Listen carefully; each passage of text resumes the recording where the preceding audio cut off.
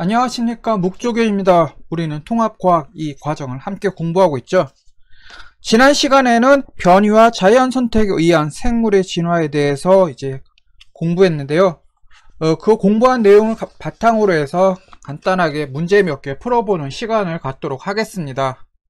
자, 1번 문제입니다. 다음은 변이에 대한 학생들의 의견입니다. 현아는 같은 종의 개체 사이에서 나타나는 형질의 차이를 변이라고 얘기를 했고요. 나연이는 뭐라고 얘기를 했냐면 변이는 주로 환경의 차이로 인해 나타난다고 얘기를 했네요. 민준이는 유전자로부터 합성되는 단백질의 종류와 양이 달라서 형질의 차이가 나타난다고 이렇게 3명의 학생이 이렇게 얘기를 하고 있습니다. 3명의 학생이 이런 얘기를 했는데 여기서 옳은 말을 한 학생들만 이제 고르라는 문제가 되겠죠. 변이가 뭐라고 그랬죠? 변이는 같은 종의 개체 사이에서 나타나는 형질의 차이라고 그랬죠. 일반적으로 변이는 유전적 변이를 말한다고 했어요. 그래서 어떤 운동선수가 운동을 열심히 해서 운동신경이나 근육을 발달시켰다 해서 그게 자손들에게 전해지지는 않는다라는 거죠. 그래서 일반적으로 변이는 유전적인 변이, 즉 그 변이가 자손에게 전해지는 그런 유전적인 변이만을 얘기합니다. 그리고 개체가 가진 유전자의 차이로 나타나죠. 나연이는 변이가 유전자의 차이가 아니라 환경의 차이로 나타난다고 했으니까 잘못 알고서 얘기를 한 게 되겠네요. 또 변이는 민준이가 얘기한 것처럼요, 개체가 가진 유전자의 차이에 따라서 합성되는 단백질의 종류와 양이 달라지고요, 그에 따라서 형질의 차이, 즉 변이가 나타납니다. 그럼 3명의 학생 가운데서 옳은 의견을 말한 학생은 누구일까요? 현아는 같은 종의 개체 사이에서 나타나는 형질의 차이를 변이라고 했죠. 맞는 말 했고요.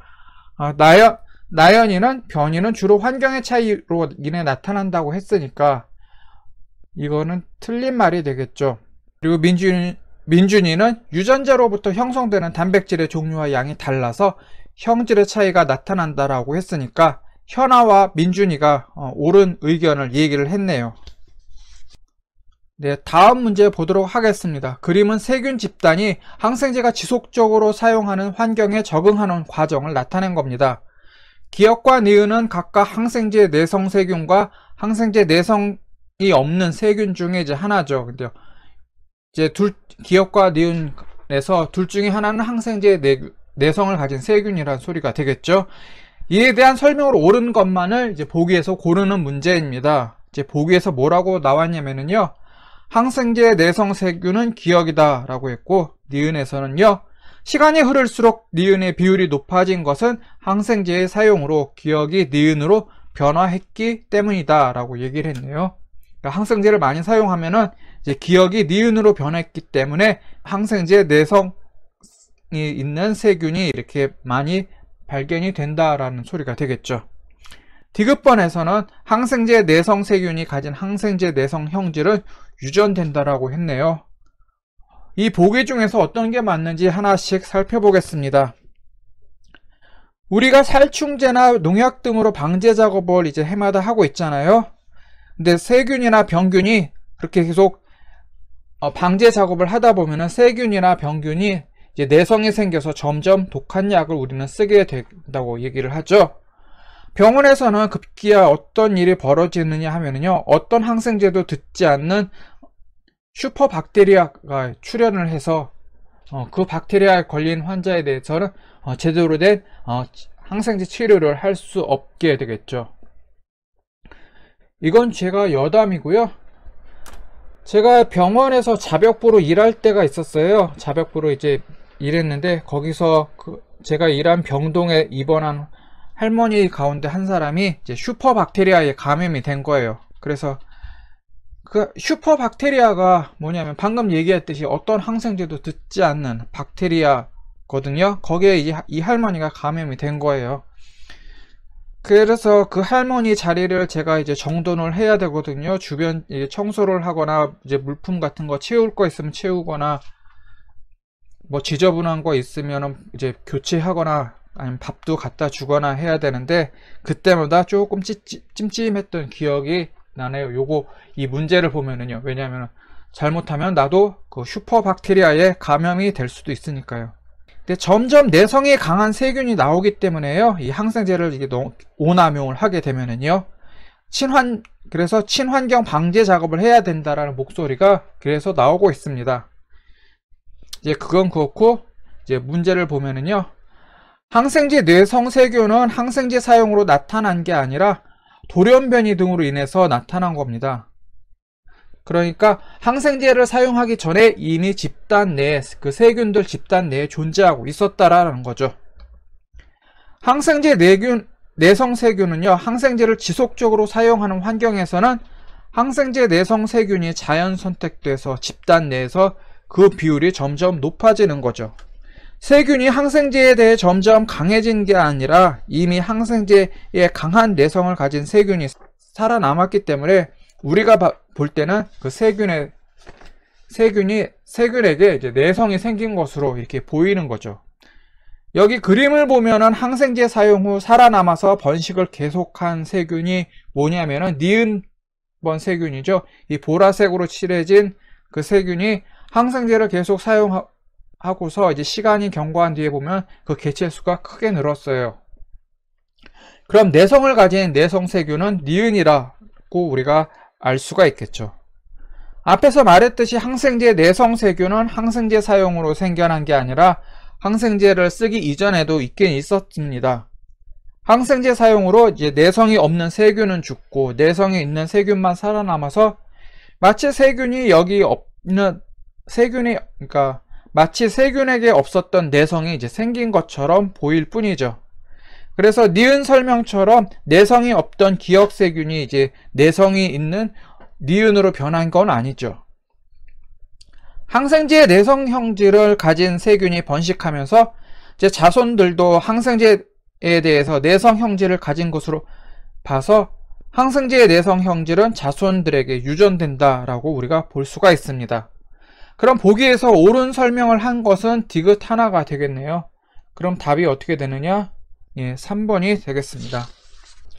자, 다음 문제 보도록 하겠습니다. 변이와 자연 선택에 대한 설명으로 옳지 않은 것을 고르는 문제인데요. 이제 보기 1, 2, 3, 4, 5가 있는데 하나씩 따져보겠습니다.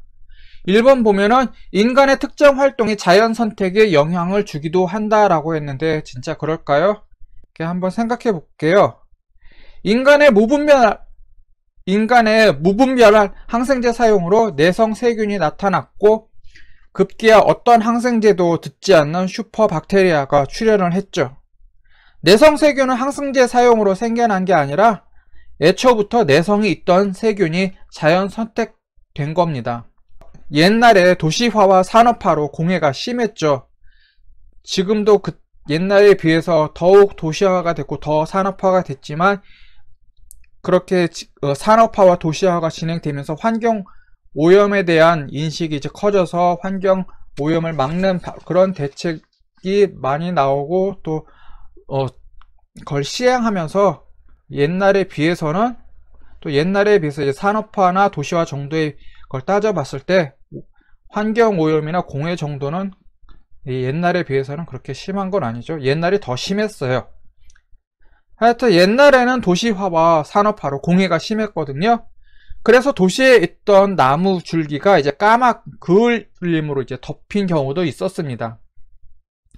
그러니까 우리가 나무를 그릴 때 나무 줄기를 보통 갈색으로 그리는데 나무 줄기는 뭐 갈색이거나 아니면 회색빛 가깝거나 하는데 이제 검은 그을이 덮여서 이제 약간 까맣게 보이는 경우도 많았습니다. 그래서 색깔이 짙은 나방은 이제 포식자의 눈에 잘 띄지 않았는데 상대적으로 이제 몸 색깔이 밝은 색을 띤 나방은 이제 하늘을 날고 있는 새의 눈에 쉽게 띄어서 먹잇감이 됐죠.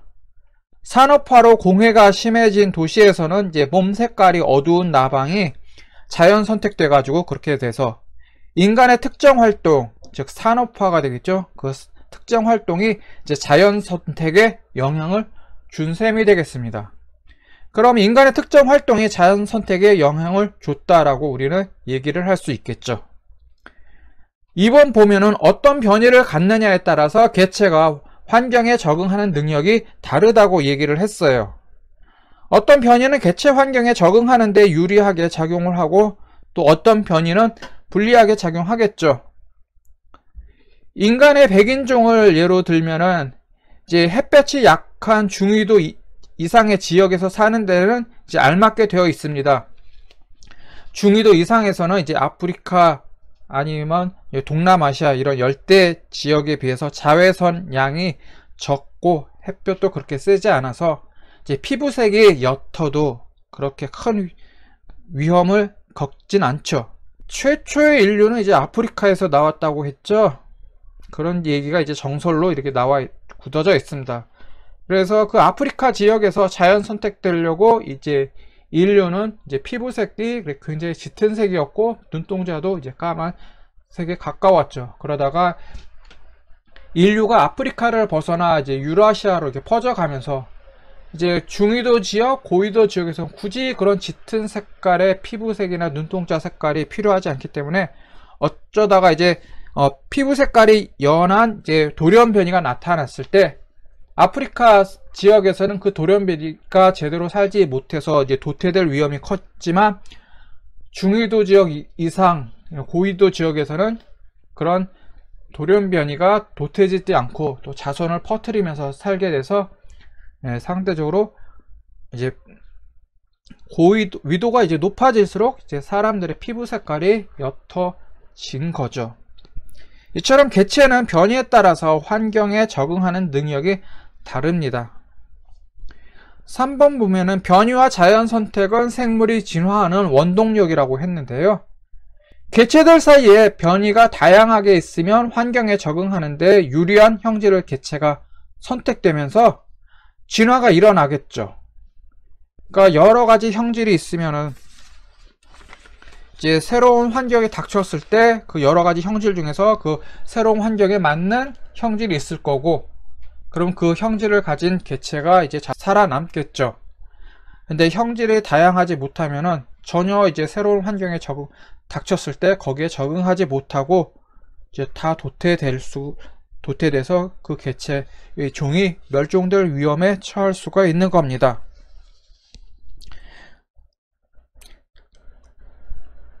이제 기린의 목을 이제 예로 들고 있는데요. 기린의 목은 이제 더 높은 나뭇가지에 있는 잎을 따먹는데 유리한 목의 긴 개체가 이제 시간이 흘러가면서 점점 그런 목이 긴 개체가 자연 선택되면서 아울러 기린의 목도 점점 길어지는 형태로 진화가 됐죠. 여기에서 볼 때 변이와 자연 선택은 생물이 진화하는 원동력이 된다라고 우리는 결론을 지을 수가 있습니다. 자, 4번 보기를 보면은요, 자연 선택이 반복되면서 생물은 이전과 다른 형질을 가진 생물로 변화한다라고 했어요. 기린의 예를 보면은 알 수 있죠. 자연 선택이 계속 반복되다 보면은 집단에서 특정 형질을 가진 개체의 비율이 점점 높아져서 이제 기린 같은 경우는 이제 기린의 목이 그렇게 길지 않았지만 점점 이제 자연 선택에 의해서 점점 이제 목이 긴 개체들만 살아남아서 지금에 이르러서는 기린 하면은 목이 긴 동물로 우리가 각인될 정도로 기린의 목은 상당히 길어졌죠. 그래서 이제 생물은 이전과는 다른 형질을 가진 생물로 변화를 하는 겁니다. 특정 환경에서 생존에 유리한 형질은 다른 환경에서도 항상 유리할까요? 한번 봅시다.